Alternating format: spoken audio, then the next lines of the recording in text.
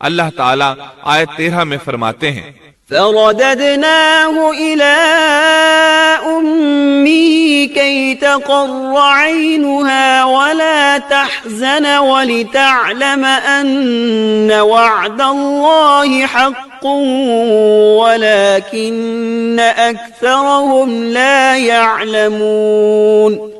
پس ہم نے اسے اس کی ماں کی طرف واپس پہنچایا تاکہ اس کی آنکھیں ٹھنڈی رہیں اور آزردہ خاطر نہ ہو، اور جان لے کہ اللہ کا وعدہ سچا ہے لیکن اکثر لوگ نہیں جانتے. اس طرح موسیٰ علیہ السلام شاہی محل میں پلنے بڑھنے لگے، یہاں تک کہ 18 سال کے خوبرو نوجوان ہو گئے.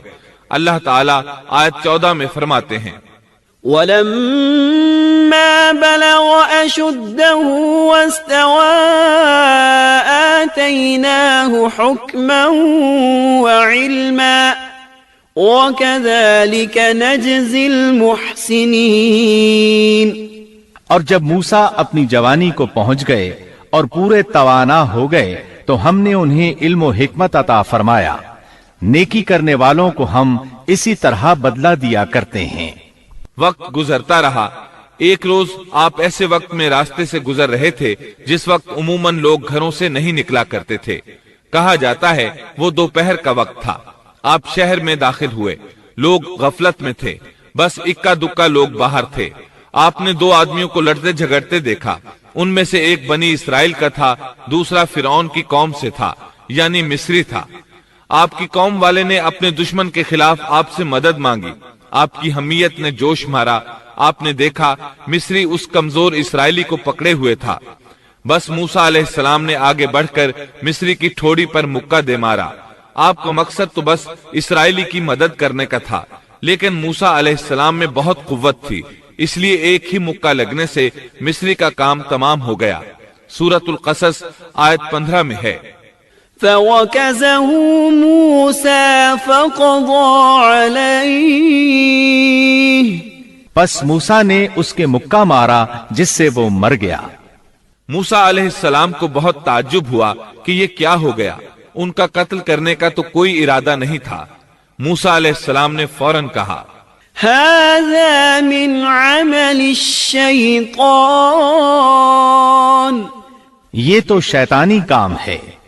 آپ یہ کہنا چاہتے تھے میرا ارادہ تو اسے قتل کرنے کا نہیں تھا، یہ فعل تو شیطان نے کیا ہے.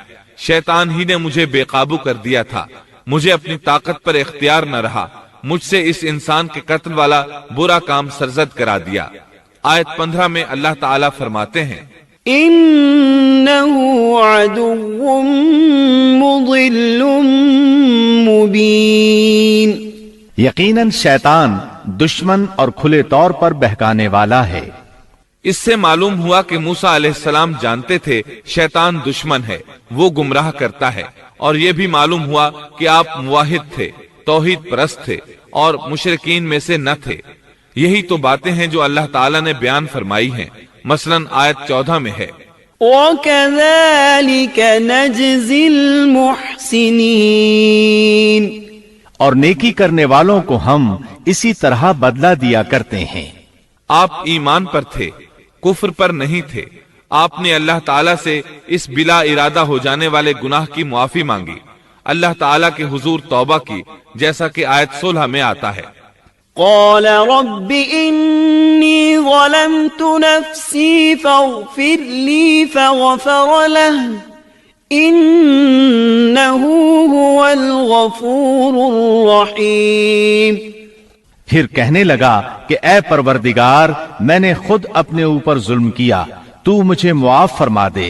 اللہ نے اسے بخش دیا، وہ بخشنے والا اور بہت مہربانی کرنے والا ہے. یہ گناہ بلا ارادہ ہوا تھا، خطا تھی. پھر آپ نے ان الفاظ میں اللہ سے وعدہ کیا قال رب بما أنعمت علي فلن أكون ظهيرا للمجرمين.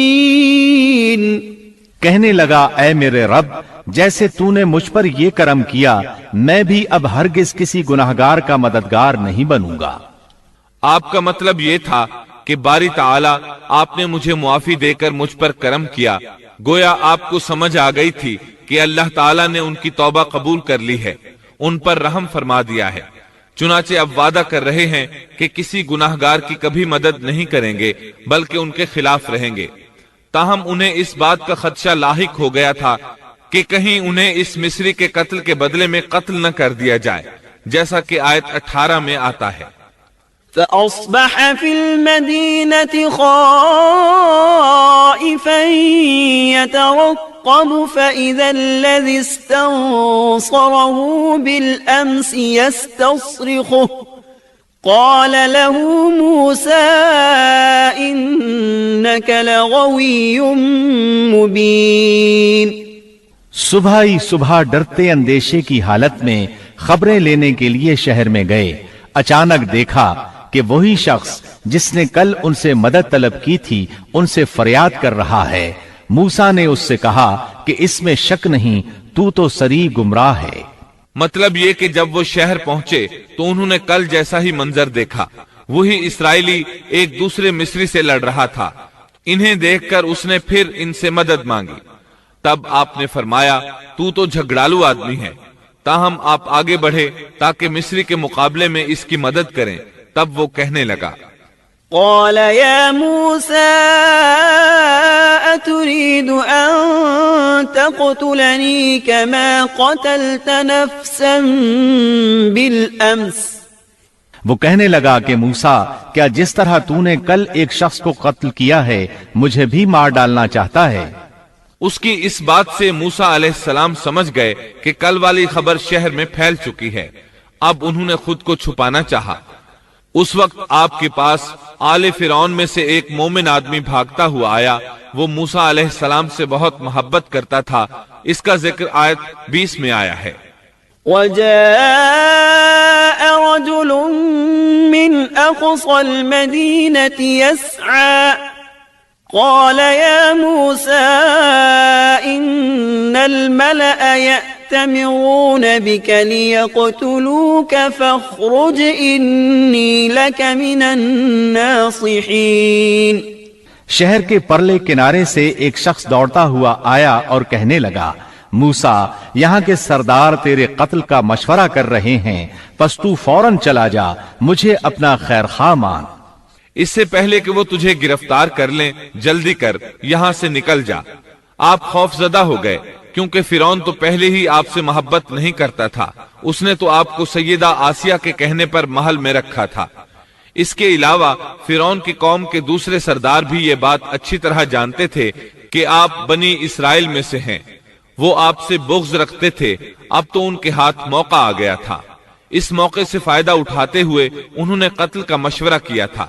چنانچہ موسیٰ علیہ السلام وہاں سے خوف زدہ ہو کر نکل کھڑے ہوئے۔ مصری آپ کی تلاش میں تھے۔ فرعون نے اپنے جاسوس آپ کی تلاش میں بھیج دیے تھے۔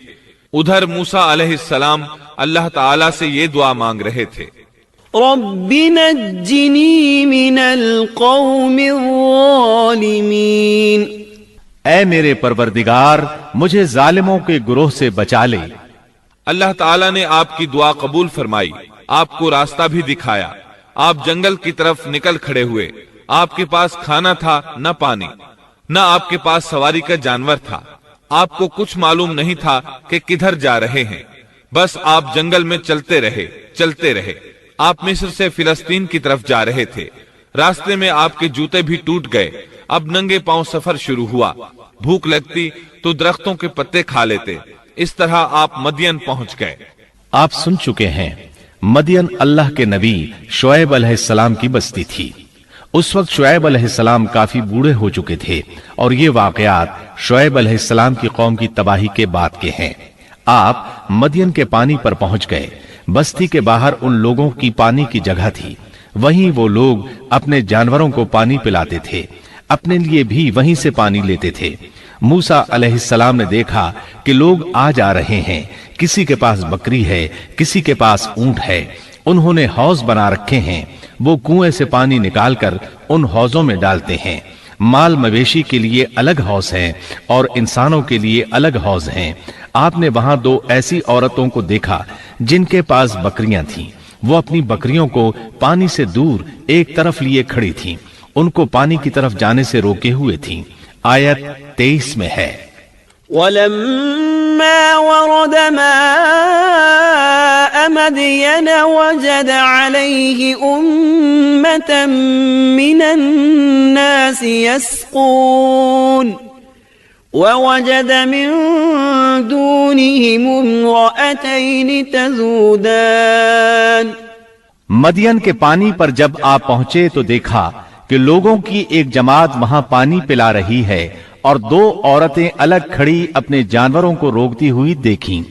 موسیٰ علیہ السلام کو یہ دیکھ کر حیرت ہوئی کہ سب لوگ تو اپنے جانوروں کو پانی پلا رہے ہیں اور یہ دونوں پیچھے کھڑی ہیں، یہ کیا معاملہ ہے؟ قال ما خطبكما، پوچھا کہ تمہارا کیا حال ہے؟ یعنی تم اپنی بکریوں کو پانی کیوں نہیں پلا رہی؟ آیت 23 میں آتا ہے قالتا لا نسقي حتى يصدر الرعاء وأبونا شيخ كبير۔ وہ بولیں کہ جب تک یہ چرواہے واپس نہ لوٹ جائیں ہم پانی نہیں پلاتی اور ہمارے والد بہت بڑی عمر کے بوڑھے ہیں۔ مطلب یہ کہ اتنی بھیڑ میں ہم کیسے داخل ہوں؟ یہ سن کر موسیٰ علیہ السلام آگے بڑھے، طاقت سے ان لوگوں کو پیچھے ہٹایا اور پانی نکال کر ان کی بکریوں کو پلایا، پھر ایک درخت کے سائے تلے جا بیٹھے اور یوں دعا کرنے لگے فقال رب إني لما أنزلت إلي من خير فقير۔ اے پروردگار تو جو کچھ بھلائی میری طرف اتارے میں اس کا محتاج ہوں۔